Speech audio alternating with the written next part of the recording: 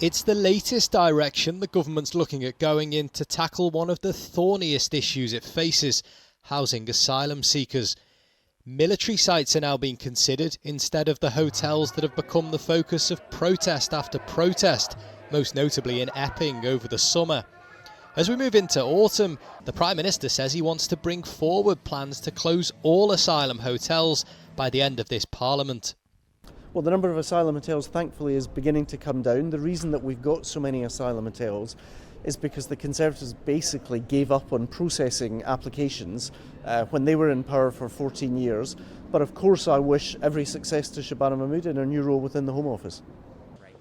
Underlining the scale of the challenge the new Home Secretary faces, it's estimated 1,000 people arrived in the UK by small boat yesterday, the highest daily total since May.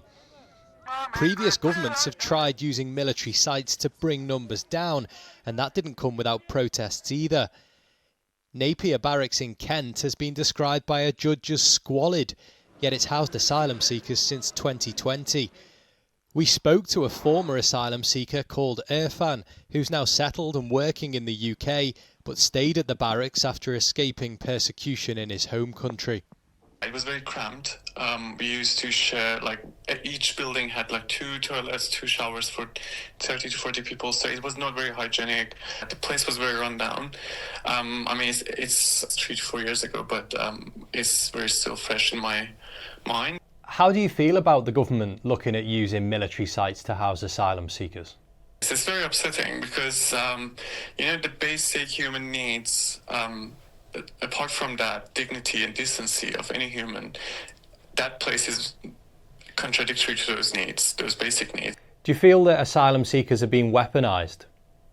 Yes. That's how I think they need someone to blame for what they are finding hard to manage and control.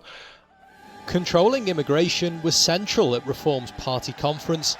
Nigel Farage wants to detain and deport all migrants who arrive in the UK illegally. He doesn't have a plan. We're working on one. We've already come out with policies around borders where we know we made mistakes. But we're learning from them. But what I see is Labour and Nigel Farage making bigger mistakes than the ones we did, and they will run into trouble. Week 2 of Keir Starmer's so-called Phase 2 of government will see a reshuffled cabinet meet for the first time. It is arguably the Home Secretary who has the toughest in tray of all. Well, a little earlier I spoke with Defence Secretary John Healey. I began by asking him whether the scope of the Prime Minister's recent reshuffle only serves to highlight that the previous cabinet had been working properly. No, it's a sign that we've got through a hard first year where we came into government, started to clear up the mess when we found a government previously had crashed the economy, wrecked the NHS, hollowed out the armed forces. And so I'm proud of what we've achieved as a Labour government in the first year. Lots of movement in cabinet. Isn't that a sign that Sir Keir Starmer got his top team wrong in the first place? But the story of the last year is of getting on and starting to make those differences. If you're a mortgage payer, you'll have seen 5 interest rate cuts over the last year. Shabana Mahmood at the Home Office. What difference can she make that 6 Conservative Home Secretaries haven't been able to make, and Yvette Cooper seemingly hasn't been able to make? Well, if you look at the progress that Yvette Cooper has made, you'd have to say, look, 35,000 people deported because they have no right to be here. Well, this is the basis now for Shabana Mahmood to move on and start to deliver the really big changes. That is for all of us in government. It isn't just a matter for the Home Office. So in the MOD, looking at military and other sites as ways of being able to put up temporary accommodation and close the asylum hotels for good. Where are these barracks going to be? We're looking at military sites, non-military sites.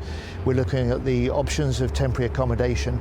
Our overriding priority is to get the asylum hotels, expensive asylum hotels. We had 400 of them opened up under the previous government.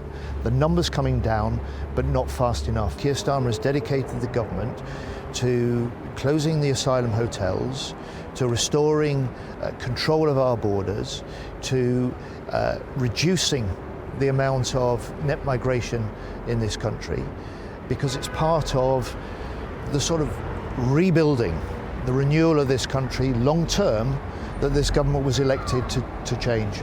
Is it going to be appropriate for women and children to be in these settings? Most of the asylum hotels are for single men. Hotels are already part of a range of accommodation for asylum seekers and refugees. That will continue. Are women and children going to be put in these barracks? I'm not ruling anything out or in at the moment. I'm saying So children, unaccompanied children, or what I'm saying could now, be in these barracks. So what I'm saying now is suitable? we're looking hard at fresh options. We're doing that as a whole government, not just leaving this to the Home Office. And you can see Shabana Mahmood as the new Home Secretary building on the progress that Yvette Cooper was able to make to take this further and deliver better in the months ahead.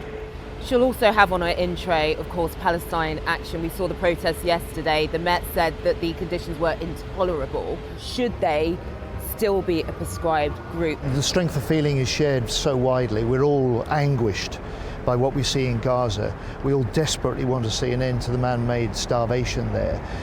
But for those people who want to voice that concern and protest, I applaud them, but say to them, you do not need to hitch that protest to Palestine Action, because Palestine Action is a prescribed group. And I'd say to those holding some of the placards, they may not know what some members of that prescribed group have done.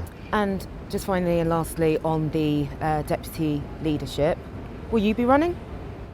No, this is not for me, but the deputy leadership... Why not? The deputy leadership is a really important post. It'll be a really important vote for the Labour Party, and it is alongside the Deputy Prime Minister's job, which of course the Prime Minister has now appointed David Lammy to carry out. Thank you very much. Thank you very much.